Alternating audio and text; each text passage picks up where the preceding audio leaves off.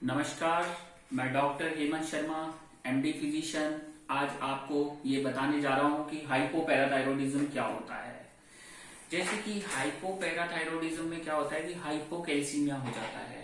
अब हाइपोपैराथायरॉयडिज्म के कारण होते हैं, मैं आपको बताता हूँ। एक होता है ऑटो इम्यून, मतलब सेल्फ डिस्ट्रक्शन ऑफ पैराथायरॉयड, और कई बार एक्यूट केस में भी होता है।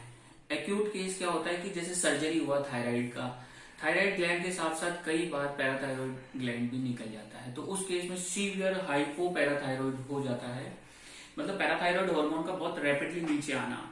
अब इसमें क्या होता है कि जैसे हम लेबोरेटरी टेस्ट कराते हैं तो सीरम कैल्शियम को भी नीचे आता है, सीरम कैल्शियम 7 से नीचे आ जाएगा, और जो आपका फॉस्फेट होता है वो बढ़ जाएगा। कुछ केसेस में क्या होता है सीरम मैग्नीशियम भी कम हो जाता है। तो इसके सिम्टम्स क्या होते हैं, जैसे टिटनस का पेशेंट होता है, टिटनस का केस, बॉडी स्टिफ हो जाती है, सीवियर पेन होगा, दर्द होगा, और बेड से उठ भी नहीं पाता है आदमी, ऐसी भी सिचुएशन हो जाती है।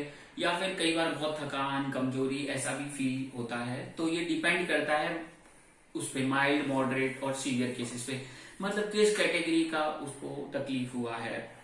कई बार बहुत से डॉक्टर सीटी करते रहते हैं, सीटी चेस्ट वगैरह एडवाइस करते हैं, एक्सरे कर लेते हैं, विटामिन B12 ये कर लेते हैं, पर सीबीसी कर लेते हैं, तो उसमें कुछ आता नहीं है सोनोग्राफी में। फिर वो सोचते हैं कि कुछ है नहीं, CK-NB वगैरह कर लेते हैं तो वो नॉर्मल आते हैं। पर मैं आपको बता देता हूँ क्या है इसको डायग्नोस करने का तरीका।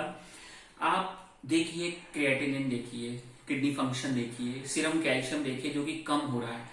तो सीरम कैल्शियम अगर कम हो रहा है तो always always go for parathyroid hormone. एक बार रूल आउट कीजिए आप पैराथायरॉयड हार्मोन की वजह से तो नहीं, तो पैराथायरॉयड हार्मोन लेवल भी कम निकल रहा है, तो फिर हम कारण ढूंढेंगे कि कोई सर्जरी तो नहीं हुआ पेशेंट का।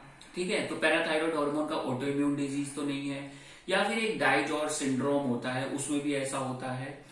ठीक है, तो ये सारी चीजें रहती है हाइपोपैराथायरॉयडिज्म के केस के अंदर। अब इसका डायग्नोसिस मैंने आपको बता दिया। टिटनस जैसे सिम्टम आ जाते हैं, जैसे बॉडी स्टिफ हो गया, मसल फटीग हो गया एकदम, तो ये सारे सिम्टम्स आते हैं। पेन मैंने बताया कि पेन होता है पेशेंट को, और हेडेक भी होगा, पर कोई डायग्नोस नहीं कर पाता है। तो ये कुछ छोटी छोटी चीजें हैं जो हमें डायग्नोस करनी है। फिर इसका ट्रीटमेंट अब हम कैसे करें, और कुछ अदर केसेस भी होते हैं सूडो हाइपोपैराथायरॉयडिज्म, वो मैं अलग से टॉपिक लूंगा। एक होता है हाइपर पैराथायरॉयडिज्म जिसके ऊपर मैंने हिंदी में लेक्चर बनाया है, वो आप देख सकते हैं। और कुछ केसेस होते हैं कैंसर के कारण भी क्या होता है कि सीरम पैराथायरॉयड हार्मोन लेवल तो कम हो जाता है, पर जो कैल्शियम लेवल है वो बढ़ जाता है। तो ये क्या होता है, कैंसरस कंडीशन होती है, जैसे ब्रेस्ट कैंसर है, लंग कैंसर है, पैनक्रियाटिक कैंसर है। कई बार इस केसेस में भी ये ऐसा होता है, तो हम देखेंगे, उसके ऊपर मैं अलग से बताऊंगा, जिसको हम बोलते हैं पैराथायरॉयड हार्मोन रिलेटेड प्रोटीन्स। हम करा के देखते हैं जांच। तो ऐसे ही मेरे पास पेशेंट्स हैं हर तरीके के, इनका बहुत अच्छा ट्रीटमेंट होता है। अब ट्रीटमेंट में हम क्या दें, जैसे एक्यूट कंडीशन है, एक्यूट मतलब सर्जरी हुआ थायराइड का, पेशेंट को स्टिफनेस हो रही है, टिटनेस जैसे सिम्टम आ रहे हैं, तो उस केस में हम पेशेंट को सबसे पहले IV कैल्शियम ग्लूकोनेट्स देते हैं रैपिडली।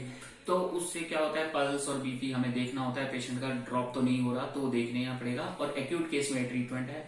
क्रॉनिक केसेस में जैसे विटामिन D वगैरह की कमी है, कैल्शियम की कमी है, तो शेलकॉल टैबलेट वगैरह देते हैं, साथ में कैल्सीट्रायोल देंगे, जो 60 के पॉलीकैल्सीफेरोल है, वो इसमें काम नहीं करता है।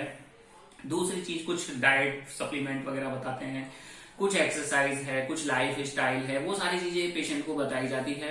तो उससे इसका ट्रीटमेंट होता है, इसके सीवियर एपिसोड्स को हम बचा सकते हैं। बाकी अदर कॉजेज भी हमें रूल आउट करने होते हैं, जरूरी नहीं है हाइपोपैराथायरॉयडिज्म ही हो। तो इसका बहुत ही अच्छा ट्रीटमेंट हो जाता है। मेरे पास बहुत से पेशेंट्स हैं जो बहुत अच्छे से अपनी लाइफ सर्वाइव कर रहे हैं।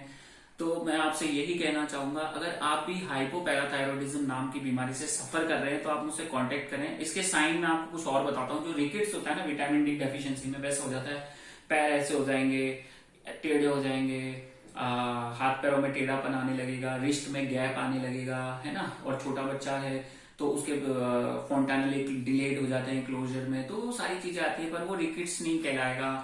हड्डियां कमजोर होने लगेगी, बहुत सारी चीजें हैं, है ना। ऑस्टियोमलेशिया, ऑस्टियोपोरोसिस, ये सब होने लगता है। पर इसका ट्रीटमेंट बहुत अच्छे से होगा। अगर आप ट्रीटमेंट लेना चाहते हैं मेरे से, मैं ऑनलाइन कंसल्टेंट हूं, तो आपकी हेल्प जरूर करूंगा। तो डिस्क्रिप्शन में मैं अपना नंबर डालूंगा, आप मुझसे कांटेक्ट कर सकते हैं। लास्ट में धन्यवाद, थैंक यू।